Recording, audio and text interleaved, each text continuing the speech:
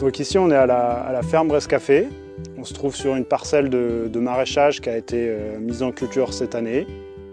Donc le sol, c'est beaucoup plus qu'un simple support de culture pour les plantes. On pourrait presque le considérer comme un organisme vivant à part entière, qui a des besoins qu'il faut préserver pour qu'il puisse rendre à l'agriculteur des services écosystémiques qui vont être particulièrement importants dans l'acte de production. Il faut imaginer que dans une prairie, comme c'était le cas ici qu'on a mis en culture, on peut avoir des populations qui vont jusqu'à, allez, je vais dire une grande fourchette, mais entre 1 tonne voire jusqu'à 2 tonnes à l'hectare de vers de terre, d'un point de vue biomasse sèche. Ces vers de terre, ils font un travail considérable parce qu'ils vont creuser des galeries dans le sol, ils vont amener une verticalité dans le sol qui est très intéressante. On peut considérer que ce sont des espèces de drains naturels qui vont permettre d'infiltrer beaucoup plus facilement les eaux. Quand j'ai des résidus de culture ou que j'ai des matières organiques qui tombent à la surface du sol, qui forment une litière, c'est le ver de terre qui va venir chercher cette matière, la manger et l'enfouir dans le sol. Et à l'inverse, il va aller chercher dans le fond la partie minérale, la roche-mère, pour la remonter à la surface du sol. Et donc ce travail de brassage,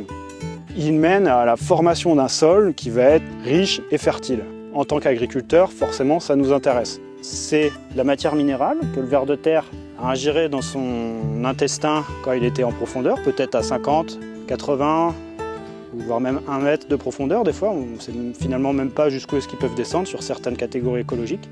Et donc là, on voit que le ver de terre, il ramène cette matière minérale à la surface du sol.